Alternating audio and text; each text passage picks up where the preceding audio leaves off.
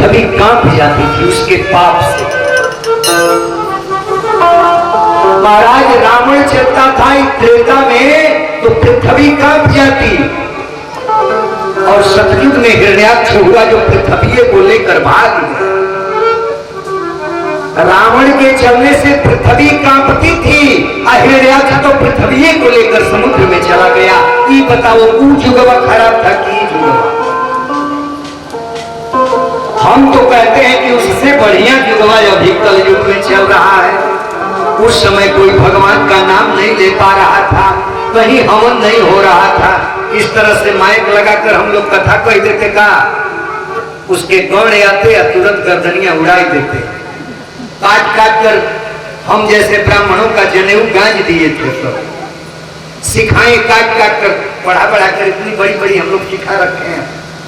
उस समय अपने ही मुड़ा दिया जाता था कि काटने न कहीं स्वाहा सुनाता, न कहीं स्वधा सुनाता, न कोई तर्पण करता, न कोई समर्पण करता, कुछ नहीं, भगवान का नाम नहीं चलता। अभी तो ठीक है, हम लोग मनों में कर लेते हैं, लाउड स्पीकरों से कर सकते हैं। अभी तो इस पर पाबंदी नहीं आएगा। हम सावधान नहीं रहे तो सनातन उस तरफ जा रहा है कि वह दिन भी देखना पड़ेगा। शायद हम ही लोगों की उम्र में ही काम हो जाए, हम ही लोगों की उम्र में शायद ही काम हो जाए। कहते हैं उन लोगों से ये युग अभी अच्छा। कहते हैं जब हिरण्याक्ष लेकर के पृथ्वी को समुद्र में चला गया, उस समय भगवान बारह रूप में ब्रह्मा की सृष्टि जब किए, ब्रह्मा जी ने कहा कि हम अपनी दृष्टि कहां बसाएंगे। तब उन्होंने पृथ्वी को लाने के लिए समुद्र में जाकर हिरण्याक्ष का वध किया। इसलिए भगवान का दूसरा अवतार बाराह के रूप में, कहते हैं भगवान का तीसरा अवतार। तीसरा अवतार भगवान जो करना चाहते हैं, पहले आप जो करना चाहेंगे मन से तैयारी करेंगे कि कथा एकाएक थोड़े बैठ गई। महाराज 2 सालों का ये तपस्या है, 2 साल की तपस्या से ही भागवत जी यहाँ आए हैं, ऐसे नहीं आए। लगता होगा कि बड़ा आसान है, लेकिन आसान नहीं है महाराज। जिस समय भागवत जी हो जाए, जान लीजिए हमारे करोड़ों करोड़ों जन्मों का पुण्य आज उदय हुआ है। हर सब साधन करे एक फल, क्या तो राम चरण अनुराग। ये अपने साधन का फल नहीं है, नहीं हो। गोस्वामी जी ने लिखा, यह फल साधन नहीं हो, तुम्हारी कृपा कोई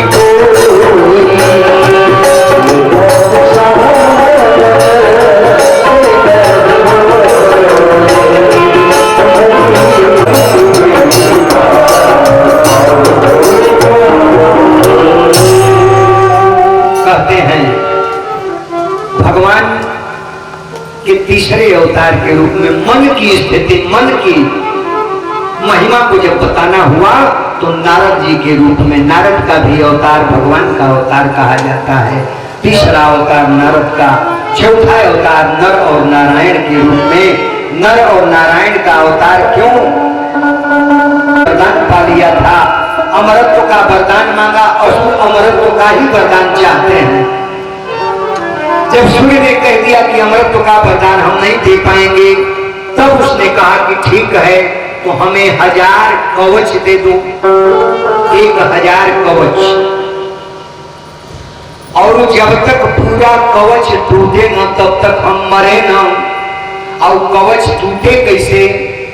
तो 1000 वर्ष कोई तपस्या करे, 1000 वर्ष हमसे लड़े, तब एक कवच टूटे। और उस कवच को तोड़ने वाला तुरंत हम भगवान का नाम लेने वाले, हम बाजने वाले थोड़े हैं। अब नहीं तपस्वियों में बड़ा दम होता है, या वो बाज लें, लड़ लें। तो उन्होंने कहा जब तपस्वी चुने हो लड़ने के लिए तो चले जाओ बद्रिकाश्रम में, तपस्या करते हुए दो भाई हैं, तुम्हारी भुजाओं का खुजलाहट मिटा देंगे। चला गया, जाता है तो जाकर नारायण को 1 लाख मारा, क्षण कस के 1 लाख मारा। वो बैठ करके समाज को पागल बनाया है। चोर यहां से नारायण उठे, काहे को मार रहे हो भाई, चलो पहले हमसे लड़ो। नारायण जान गए, धनुष उठाए, लड़ने लगे। 1000 वर्ष लड़े, एक कवच तोड़ दिए। जैसे कवच उसका टूटा वैसे नारायण गिरे और जय जय सीताराम हो गए। तब जाकर के नर को मारा, दूसरे भाई को 1 लाख। वह उठे तो अब उनकी तपस्या 2000 वर्ष की हो गई थी। तो 1000 वर्ष की तपस्या अपने भाई को दे दिए और तपस्या देकर के जिला दिए। अभी जैसे जीवित हुए तपस्या करने लगे, वो लड़ने लगे, नर लड़ने लगे।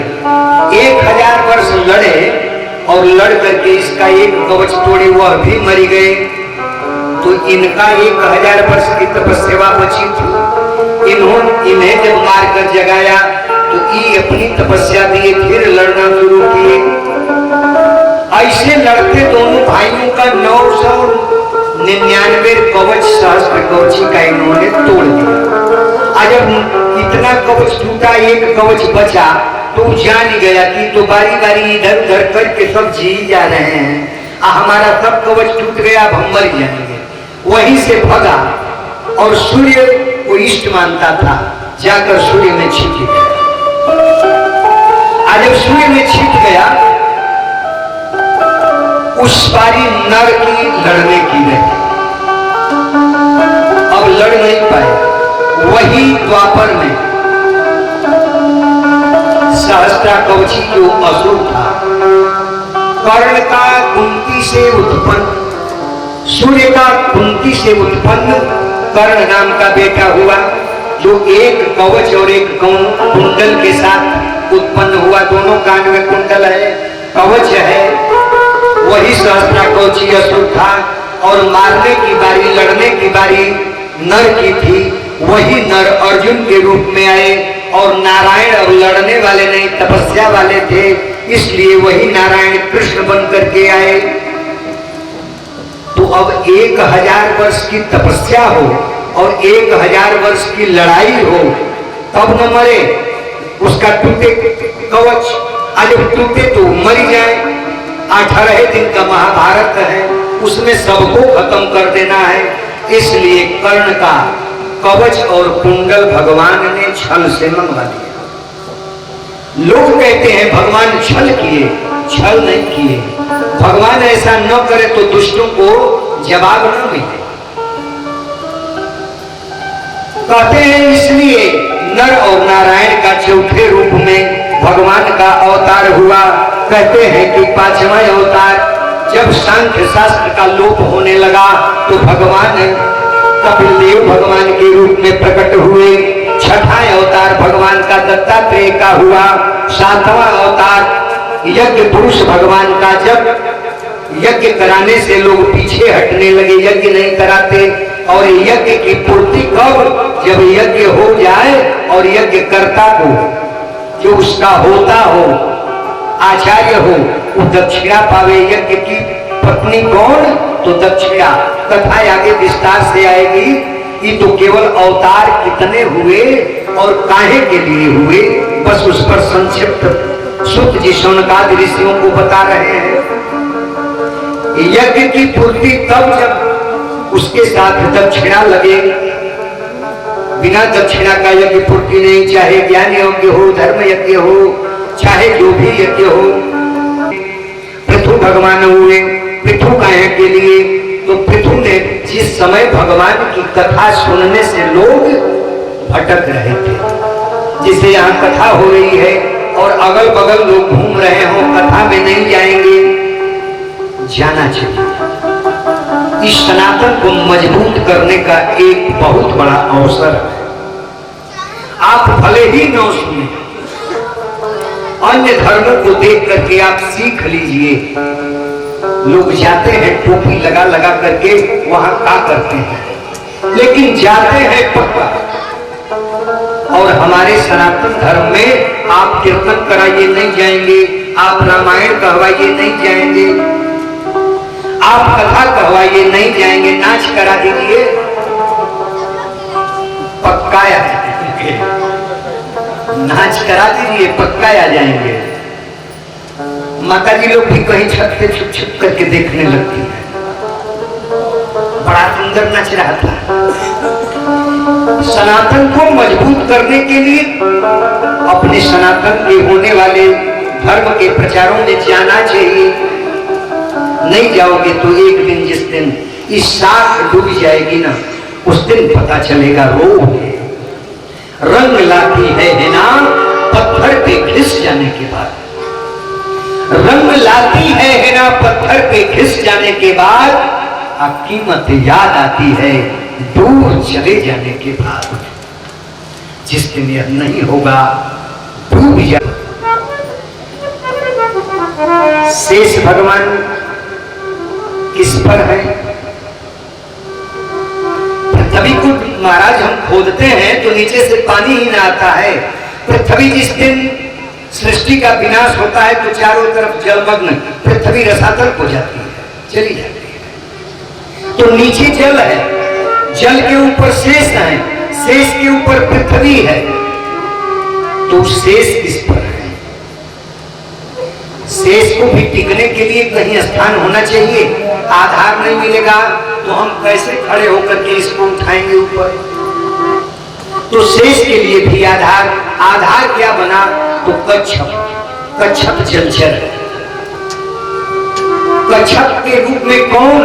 भगवान ही कच्छप के रूप में, उस पर जल के ऊपर कच्छप, कच्छप के ऊपर शेष, और शेष के ऊपर पृथ्वी, और पृथ्वी के ऊपर हम, आप, पूरी सृष्टि। इस तरह से समुद्र मंथन में आधार देने के लिए भगवान का कच्छप अवतार हुआ। कहते हैं कि 12वां अवतार जब समुद्र मंथन होने लगा तो धन्वंतरी जी आए। अमृत का कलश लेकर के धन्वंतरी जी प्रकट हुए। 13वें अवतार में भगवान का मोहिनी अवतार हुआ। अमृत आ गया, दोनों पक्ष में झगड़ा होने लगा। जब दोनों पक्ष में झगड़ा ठन गया, राक्षस और देवता झगड़ा करने लगे, उस समय भगवान मोहिनी अवतार लेकर अमृत बांटने के लिए भगवान का मोहिनी का अवतार हुआ। इन अवतारों के विषय में वर्णन आगे हम लोग आगे की कथा में, अभी 5 दिन की कथा शेष है, उसमें हर अवतारों का ही वर्णन होगा। कहते हैं फिर भगवान जब भक्त पर बहुत आघात हुआ, किसी को कोई दूसरा सताए तो बड़ा कष्ट नहीं होता, लेकिन अपने ही सताने लगे, बेटा को बाप सताने लगा, उस समय भगवान का अवतार नरसिंह के रूप में हुआ।